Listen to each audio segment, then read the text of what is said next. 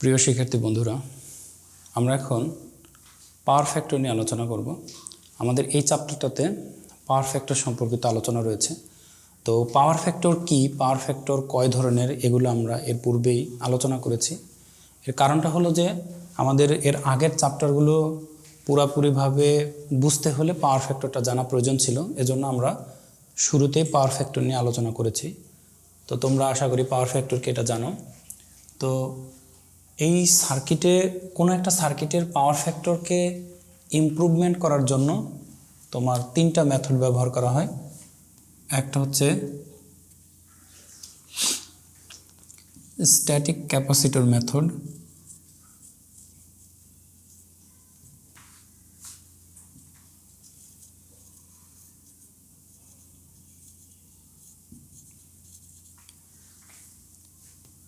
এরপরে আছে synchronous condenser,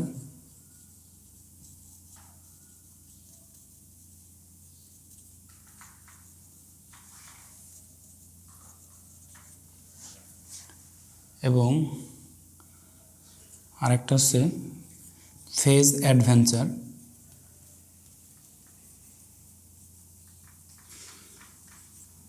তো মূলত এই তিনটা মেথডে তোমার কোনো একটা সার্কিটের পাওয়ার ফ্যাক্টর ইমপ্রুভ করা যায়।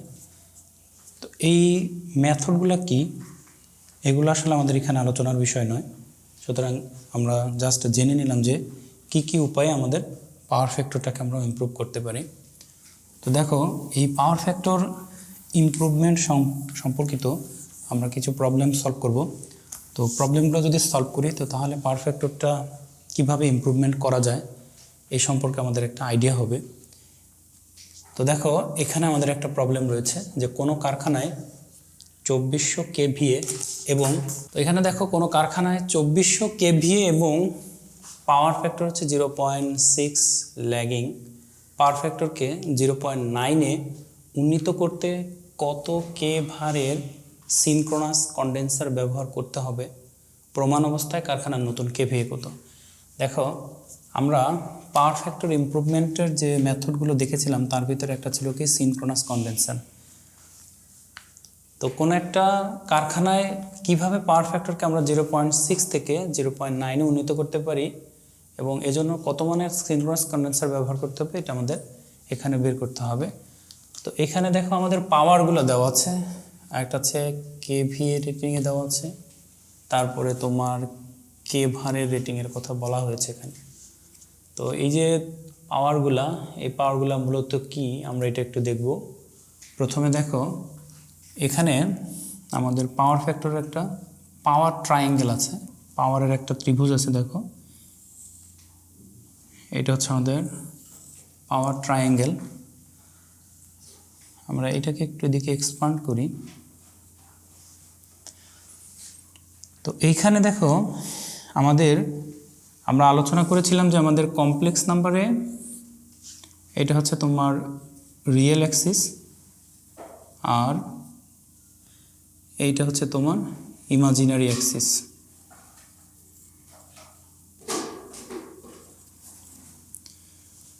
তো এই যে এইখানেও আমরা যদি মনে মনে চিন্তা করি যে এরকম একটা, মনে করো যে কার্টেসিয়ান সিস্টেম যদি আমরা চিন্তা করি তাহলে আমাদের এইটা রিয়েল অ্যাক্সিস,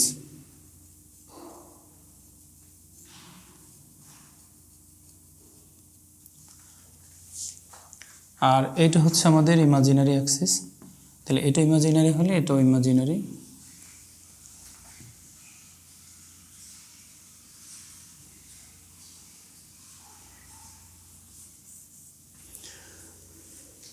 এখানে দেখো, আমরা জানি P = VI। তো এই যে সার্কিটে তোমার এখানে P = VI cos θ, এটা হচ্ছে আমাদের এসি সার্কিটের পাওয়ার। তো এইখানে তোমার এই যে থিটা, এইটা হচ্ছে আমাদের এখানে মেইনলি পাওয়ার ফ্যাক্টর অ্যাঙ্গেল। তো এই পাওয়ার ফ্যাক্টর অ্যাঙ্গেলটা দেখো, পাওয়ার ফ্যাক্টরের অ্যাঙ্গেলের কয়েক ধরনের মান হতে পারে। তোমার পজিটিভ মান হতে পারে, নেগেটিভ মান হতে পারে, আবার কখনো এই অ্যাঙ্গেলটা 0 হতে পারে।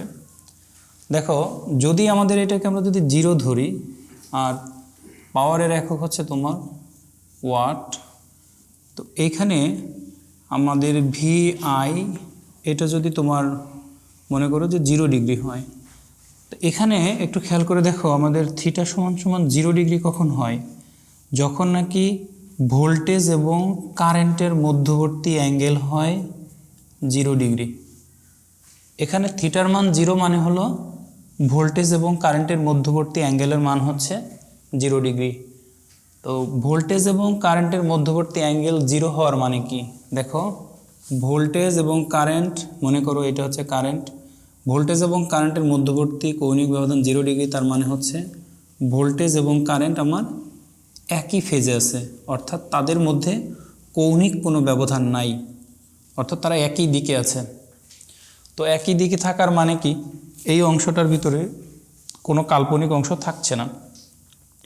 তো তাহলে দেখো আমাদের এই যে অংশটা, এইটা হচ্ছে রিয়েল অংশ।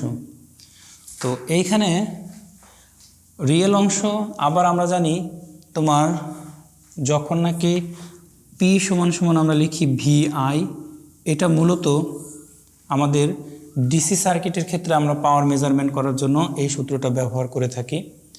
তো এখানে আর ডিসি সার্কিট মেইনলি, তো দেখো আমরা জানি ডিসি সার্কিটের পাওয়ার নির্ণয়ের সূত্র হচ্ছে P সমান সমান VI।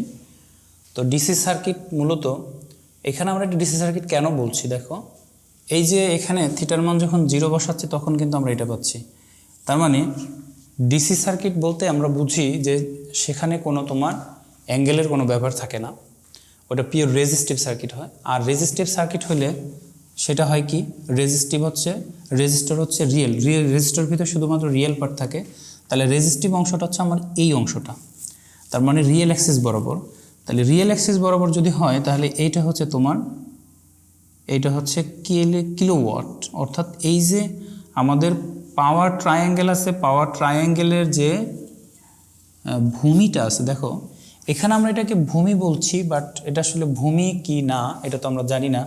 আমরা এখানে একটা অ্যাঙ্গেল দিয়ে দিলাম, মনে করো এটা হচ্ছে আমাদের থিটা, পাওয়ার ফ্যাক্টর অ্যাঙ্গেল। তো তখন এখানে এটা ভূমি হয়ে গেল। তো এখন ভূমি হলে এইটা হচ্ছে আমাদের কিলোওয়াট। কিলোওয়াটটা এই বরাবর কেন থাকবে, কারণ হচ্ছে এটা শুধুমাত্র রেজিস্টরের জন্য, মানে রেজিস্টিভ লোডের জন্য এই পাওয়ারটা লস হয়, এর জন্য এটা হচ্ছে কি কিলোওয়াট। কিলোওয়াটটা থাকবে কি রিয়েল অ্যাক্সিস বরাবর। আচ্ছা, এরপরে দেখো তোমার এই যে অতিভুজ আছে, অতিভুজে থাকবে হচ্ছে কে ভার, অর্থাৎ এই অংশটাতে তোমার হচ্ছে অ্যাঙ্গেল থাকবে, পাওয়ার ফ্যাক্টরের কিছু না কিছু অ্যাঙ্গেল এখানে থাকবে। তো এই জন্য তোমার হচ্ছে এইটা হচ্ছে কে ভার এবং এটা হচ্ছে KVA। এখানে কিলোওয়াট, এটা তো তোমরা বুঝতে পারছো, এখানে যে কে দেওয়া আছে, কে দিয়ে কিলোকে নির্দেশ করে, এখানে কে না দিলেও হবে, আমরা শুধু এটাকে ওয়াট, এটাকে ভার, এটাকে VA বলতে পারি। এখানে দেখো এই যে ভিতে হচ্ছে ভোল্টেজ, এতে হচ্ছে অ্যাম্পিয়ার, আর আরতে হচ্ছে রেজিস্ট্যান্স, এখানে ভিতে ভোল্ট, এটা হচ্ছে অ্যাম্পিয়ার। এইটা হচ্ছে আমাদের পাওয়ার ট্রায়াঙ্গেল। তো এইখানে এই পাওয়ার ট্রায়াঙ্গেলটা তোমরা অবশ্যই মনে রাখবে। তাহলে মনে রাখলে আমাদের এই যে প্রবলেম এখানে দেখতে পাচ্ছ পাওয়ার ফ্যাক্টর ইমপ্রুভমেন্ট, এই পাওয়ার ফ্যাক্টর ইমপ্রুভমেন্ট সম্পর্কিত প্রবলেমগুলোকে সলভ করার জন্য আমাদের এই পাওয়ার ট্রায়াঙ্গেলটা লাগবে। তো পাওয়ার ট্রায়াঙ্গেলটা তোমরা বুঝতে পেরেছো আশা করি। এখন আমরা আমাদের যে প্রবলেমটা আছে প্রবলেমটা সলভ করব। তো এই জন্য আমরা কি করব, প্রথমে আমাদের কি কি ডেটা দেওয়া আছে আমরা এটা একটু দেখব। দেখো, তো প্রথমেই আমাদের প্রথম পাওয়ার ফ্যাক্টরটা হচ্ছে কত, 0.6 ল্যাগিং। তো ল্যাগিং পাওয়ার ফ্যাক্টর দেওয়া আছে এবং এটাকে 0.9-এ উন্নীত করতে হবে। তো প্রথমে আমাদের যেটা দেওয়া আছে আমরা এটা নিয়ে একটু কাজ করে দেখি। এখানে দেখো পাওয়ার ফ্যাক্টর থেকে আমরা অ্যাঙ্গেল বের করা তো জানি, পাওয়ার ফ্যাক্টর সমান সমান cos থিটা। তাহলে পাওয়ার ফ্যাক্টর হচ্ছে 0.6 cos থিটা, বা এখান থেকে আমরা থিটা এর মান পাবো 53.13। এরপরে ঠিক একইভাবে আমাদের যদি পাওয়ার ফ্যাক্টর অ্যাঙ্গেল 0.9 হয় তাহলে আমরা এখানে অ্যাঙ্গেলের মান কত পাবো, আমাদের অ্যাঙ্গেলের মান আসবে 25.84 ডিগ্রি। এখানে আমাদের পাওয়ার ফ্যাক্টরের জন্য কি কি অ্যাঙ্গেল হবে আমরা এগুলো পেয়ে গেলাম। এখন এইখানে দেখো 2400 কেভিএ, তাহলে আমাদের একটা ইনফরমেশন দেওয়া আছে, তাই এখান থেকে আমরা কি করব, পাওয়ার ট্রায়াঙ্গেলটা অঙ্কন করব। এখন একটা বিষয় খেয়াল করে দেখো, একটা ত্রিভুজ এইভাবে থাকা কোনো ব্যাপার না, একটা ত্রিভুজ যেভাবে খুশি সেভাবে থাকতে পারে, ডাজেন্ট ম্যাটার। তো এইখানে একটা বিষয় খেয়াল করে দেখো, মনে করো একটা ত্রিভুজ এইভাবে আছে। এখন ত্রিভুজটার নাম দিলাম এ বি সি। এখন এই যে ত্রিভুজটা তোমরা দেখতে পাচ্ছ, এই ত্রিভুজের তিনটা বাহু আছে, একটা ভূমি, একটা লম্ব, একটা অতিভুজ।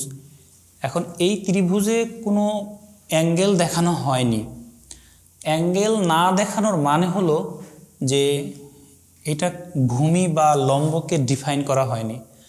অর্থাৎ অ্যাঙ্গেল না থাকলে তুমি এখান থেকে বুঝতে পারবা না যে আসলে কোনটা লম্ব আর কোনটা ভূমি। অতিভুজটা ঠিক আছে, অতিভুজের কোনো চেঞ্জ নাই, লম্ব ভূমি যেটাই হোক না কেন অতিভুজটা সেম থাকবে। কিন্তু আমাদের অ্যাঙ্গেলের উপর ভিত্তি করে আমাদের লম্ব এবং ভূমি পরিবর্তন হতে পারে। এখন মনে করো যে আমি এইখানে একটা অ্যাঙ্গেল দিলাম ফাই। এখন এইখানে অ্যাঙ্গেল দেওয়ার কারণে এই ত্রিভুজটাতে লম্ব এবং ভূমি ডিফাইন হয়েছে। দেখো কিভাবে, সহজ ভাষায় তোমার ভূমি চেনার উপায় হচ্ছে অতিভুজ যার সাথে কোণ তৈরি করে সে হলো ভূমি। ভূমির ডেফিনেশনটা আমরা এইভাবে দিব যে অতিভুজ যার সাথে কোণ তৈরি করবে সে হলো ভূমি। তাহলে দেখো অতিভুজ এখানে এই এ বি এর সাথে কোণ তৈরি করেছে, সুতরাং এ বি হলো ভূমি। এখন দেখো এই ত্রিভুজটাকে যদি আমি এভাবে উল্টে দিই, মনে করো এখানে উল্টে দিলাম, আমার ত্রিভুজ যে এরকম একটা সাদামাটা আকৃতিতে থাকে বিষয়টা কিন্তু এমন না, এইটা উল্টে পাল্টে ঘুরিয়ে ফিরে আসতে পারে। যেমন আমরা যখন জ্যামিতি সমাধান করি বা জ্যামিতির প্রবলেমগুলো সলভ করি, তখন কিন্তু আমাদের এই ত্রিভুজের শেপ কিন্তু এত সুন্দর থাকে না সব সময়। তোমার মনে করো যে এরকম হলো একটা ত্রিভুজ, এরকম হলো। তো এখন এইখানে দেখো এ বি সি, তো এখন এই ত্রিভুজে ভূমি কোনটা, লম্ব কোনটা? আমাদের নর্মালি আমরা জানি কি এই ভূমি বরাবর মনে হয় যেটা থাকে সেটাই মনে হয় ভূমি। আসলে বিষয়টা এরকম না। ভূমির ডেফিনেশনটা হচ্ছে কি, ভূমির ডেফিনেশন হচ্ছে অতিভুজ যার সাথে কোণ তৈরি করে সে হলো ভূমি। তাহলে দেখো এখন আমি এটা বাদ দিয়ে দিলাম মনে করো, তাহলে যখন আমার এইটা অ্যাঙ্গেল ছিল তখন ভূমি ছিল এবি। এখন আমি মনে করো যে অ্যাঙ্গেলটা এখানে দিলাম, তাহলে এখন দেখো এই অতিভুজ কার সাথে কোণ তৈরি করেছে, বিসি এর সাথে।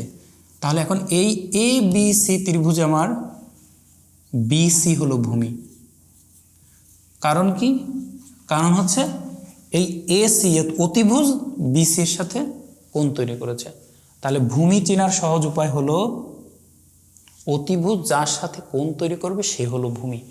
তাহলে এইখানে আমাদের ভূমি হচ্ছে কি এ বি।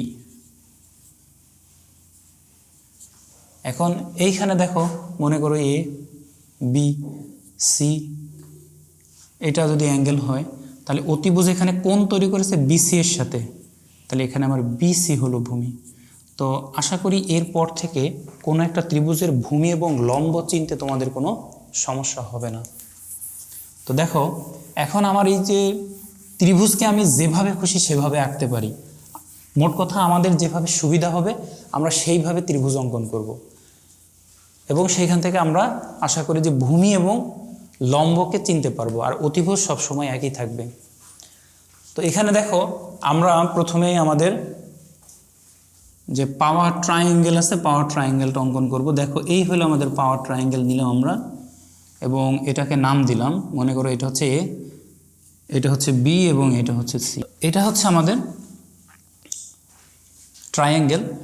এখন এখানে আমরা আমাদের ভূমি কোনটা হবে, লম্ব কোনটা হবে, এটা আমরা একটু আইডেন্টিফাই করব।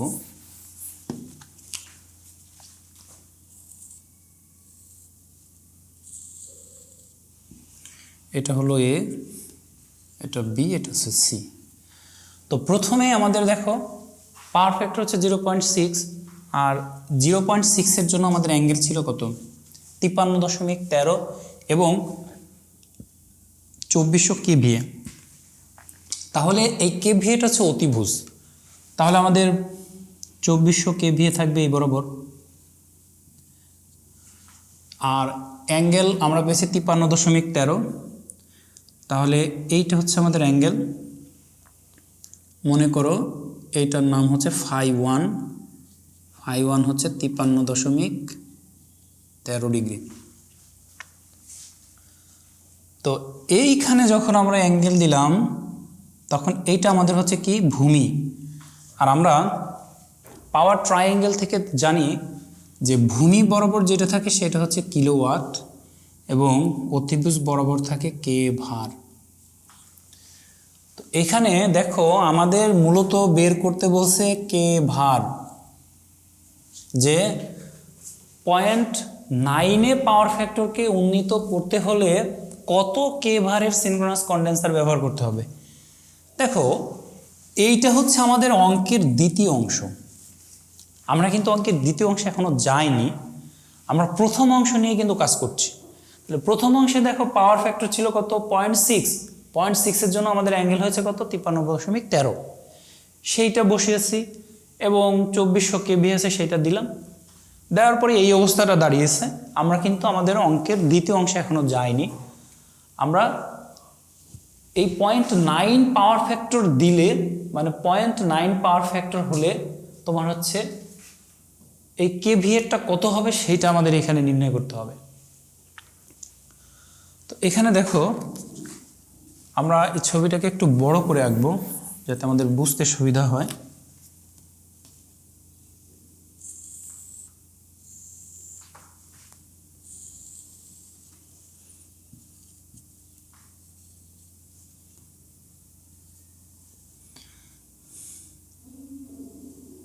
দেখো এটা ছিল আমাদের 53.13 এবং এটা হচ্ছে আমাদের 2400 কেভিএ,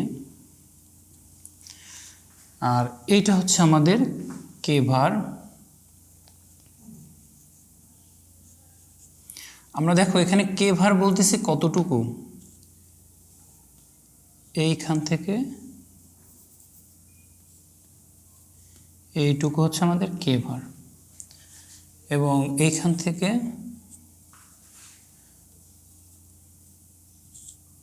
এইটুকু হচ্ছে আমাদের কি, কিলোওয়াট। এটা হচ্ছে আমাদের বি পয়েন্ট। এটা হচ্ছে আমাদের অঙ্কের প্রথম অংশ। তো এখানে দেখো আমরা এখানে কিন্তু আমাদের অ্যাঙ্গেলের মান জানা আছে, তো এইখান থেকে দেখো তো আমরা এই বিসি এর মানটা বের করতে পারি কিনা। তো এইখানে দেখো আমার জানা আছে কি কি, দেখো এখানে কেভিএ জানা আছে, অ্যাঙ্গেল জানা আছে এবং কে ভারের মানটা বের করতে হবে। তাহলে এই তিনটার সাথে অ্যাঙ্গেল, অতিভুজ এবং আমাদের যে লম্ব আছে, এই লম্বর সাথে সম্পর্ক তৈরি করে কে। দেখো সাইন থিটা সমান আমরা কি জানি, ত্রিকোণমিতির যে অনুপাতগুলো আছে, দেখো এইখানে আমাদের দেখতে হবে যে আমার অতিভুজ এবং লম্বের সাথে সম্পর্ক তৈরি করে কে। ত্রিভুজের যে 6টা অনুপাত আছে তাদের ভিতরে দেখো সাইন থিটা সমান সমান আমরা কি জানি, লম্ব ভাগ অতিভুজ। তাহলে দেখো এই 6টা অনুপাতের ভিতরে সাইন হচ্ছে এই দুইটার মধ্যে সম্পর্ক তৈরি করে। এখন আমার জানতে হবে, এইটা জানা আছে এটা এবং এটা, তো তাহলে এই দুইটার মধ্যে অর্থাৎ লম্ব এবং অতিভুজের মধ্যে সম্পর্ক তৈরি করতে হবে। লম্ব এবং অতিভুজের মধ্যে সম্পর্ক তৈরি করে কে, সাইন থিটা। তাহলে এখানে মান বসাবো, তাহলে এখানে আমাদের অ্যাঙ্গেল হচ্ছে 53.13, দেখো লম্ব হচ্ছে কে ভার আর অতিভুজ হচ্ছে আমাদের 2400। এটা যদি আমরা এখানে ক্যালকুলেশন করি তাহলে আমাদের কে ভারের মান আসবে, এটা ক্যালকুলেশন করলে তোমার মান আসবে 2000-এর কাছাকাছি। তো দেখো এখান থেকে আমরা আমাদের যে অতিভুজ বা কে ভারের মান আমরা পেয়ে গেলাম 2000। এখন আমরা অঙ্কের দ্বিতীয় অংশে চলে যাব। দেখো আমরা এই অংশটা কেন বের করলাম, আমাদের প্রশ্নে কিন্তু চেয়েছে কে ভার কত হবে, কিন্তু এটা কিন্তু অ্যান্সার নয়। কারণ কি? কারণ হচ্ছে এই কে ভার হচ্ছে তোমার এই প্রথম অংশের জন্য, অর্থাৎ যখন পাওয়ার ফ্যাক্টর 0.6, কিন্তু যখন পাওয়ার ফ্যাক্টর 9 হবে তখন এই কে ভারের মান কত হবে তখন বের করতে হবে। তো এবার আসো আমরা পাওয়ার ফ্যাক্টরকে 0.9-এ নিয়ে যাব। তাহলে 0.9-এ যদি নিয়ে যাই আমাদের পাওয়ার ফ্যাক্টর অ্যাঙ্গেল হবে কত? 25.84। তাহলে এটা যদি 53.13 হয় তাহলে আমরা ধরে নিলাম যে 25.84 হচ্ছে এটা। তাহলে দেখো এই অংশটা হচ্ছে আমাদের 25.84 ডিগ্রি। তো এইখানে দেখো আমার এই সম্পূর্ণটা কিন্তু জানা আছে। এখন আমার নতুন মানে পাওয়ার ফ্যাক্টরকে 0.9-এ নেওয়ার পরে দেখো কে ভারের মান কতটুকু হচ্ছে, এইটুকু। তার মানে এটা হচ্ছে কে ভার 2। দেখো এটা ছিল শুরুতে, নতুন করে পাওয়ার ফ্যাক্টরকে আমি 0.9-এ নিয়ে যাওয়া মানে কি অ্যাঙ্গেল কত? 25.84। এই দেখো 25.84। তো তাহলে আমার এখন নতুন কে ভি হবে, এটা কে ভার হবে এটা। তো এইটাই মূলত আমাদের বের করতে হবে। দেখো 0.9-এ উন্নীত করলে কত কে ভারের সিনক্রোনাস কন্ডেন্সার ব্যবহার করতে হবে। তো তাহলে দেখো এইটা হচ্ছে আমাদের নতুন কে ভার। তো এখন আমাদের মূল কাজ হচ্ছে এই কে ভার 2 এর মানটা বের করা। তো দেখি আমরা কিভাবে কে ভার 2 বের করা যায়। তো এখন আমাদের দেখো নতুন ত্রিভুজ হচ্ছে কি, আমরা এই অংশটার নাম ডি দিলাম। তাহলে আমার নতুন ত্রিভুজ হচ্ছে দেখো এ বি ডি। তো এই এ বি ডি ত্রিভুজে আমাকে বের করতে হবে কি এইটা। দেখো প্রথম যে আমাদের এ বি সি ত্রিভুজ ছিল, এ বি সি ত্রিভুজে আমাদের আননোন ভ্যালু ছিল একটা। দেখো এদিকে আমরা অ্যাঙ্গেলের মান জানতাম, অতিভুজ জানতাম, লম্ব বের করার ছিল। একটা ভেরিয়েবল হলে কিন্তু বের করা যায়। কিন্তু দেখো আমাদের এই যে ভিতরে যে ত্রিভুজটা আছে এ বি ডি, এই ত্রিভুজের ভিতরে এখানে অতিভুজ আননোন, অতিভুজ হচ্ছে কি এ ডি, এইটা আননোন, তারপরে বি ডি আননোন, তারপরে হচ্ছে এ বি আননোন, সবই আননোন। কিন্তু এখানে একটা বিষয় দেখো, আমরা কিন্তু এই এ বি বাহুটার দেখো এ বি বাহুটা তোমার এ বি সি ত্রিভুজে যাহা, তারপরে এ বি ডি ত্রিভুজের জন্য একই, অর্থাৎ দুইটা ত্রিভুজে এই এ বি বাহুটা হচ্ছে কমন। তো দেখো আমরা যদি এই এ বি সি ত্রিভুজের কথা যদি চিন্তা করি তাহলে কিন্তু আমরা এখান থেকে এইটার মান বের করতে পারি, কিলোওয়াটের মানটা বের করতে পারি। তো কিলোওয়াটের মানটা আমরা কিভাবে বের করতে পারি? দেখো এখানে আমরা এইটাও জানি, অর্থাৎ বিসি জানি, আবার এসি জানি। তাহলে এটা কি হবে? এটা একটা সমকোণী ত্রিভুজ।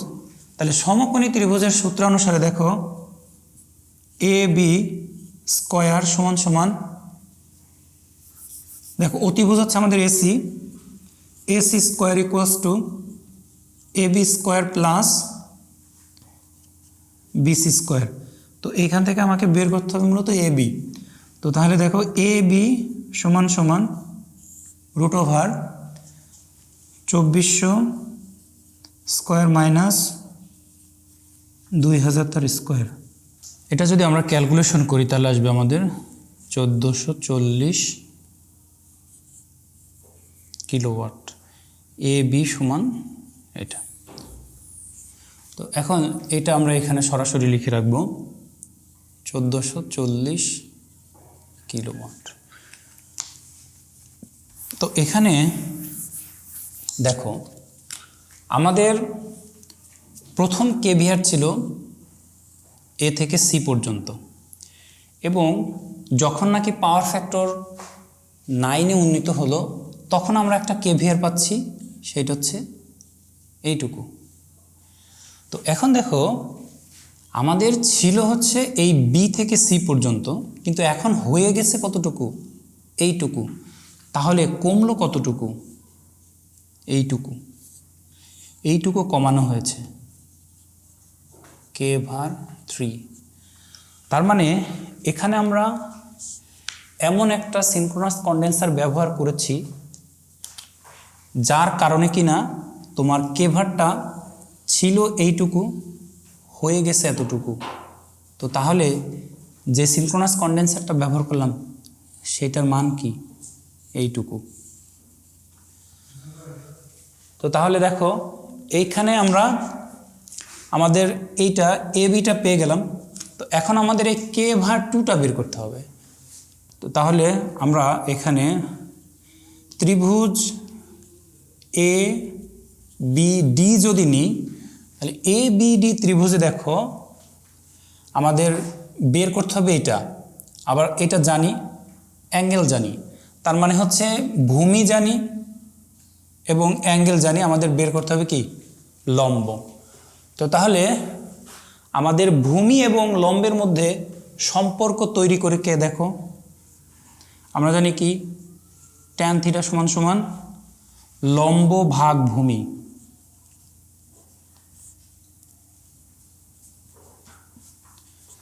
তাহলে এখানে আমাদের অ্যাঙ্গেল হচ্ছে কত? 25.84,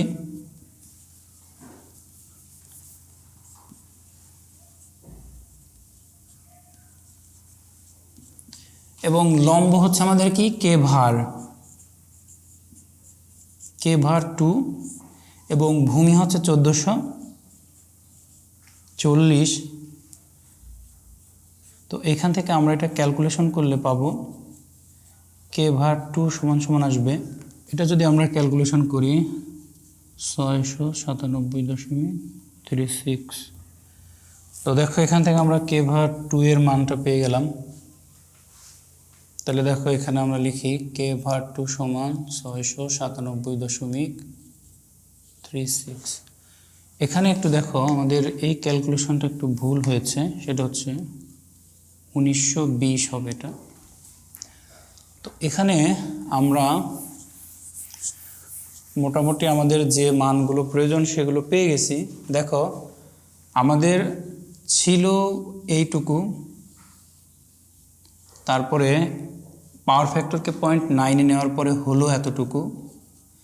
তো তাহলে আমাদের উন্নীত করতে হচ্ছে কতটুকু? এইটুকু। তো তাহলে এটা আমরা কিভাবে পাবো? দেখো k/3 = k/- অর্থাৎ এই সম্পূর্ণটা থেকে যদি এইটুকু বাদ দিই তাহলে কিন্তু আমরা এইটুকু পাই। তাহলে হচ্ছে k/2, তাহলে সম্পূর্ণটার মান হচ্ছে আমাদের 1920 মাইনাস k/2 পাইলাম আমরা কত?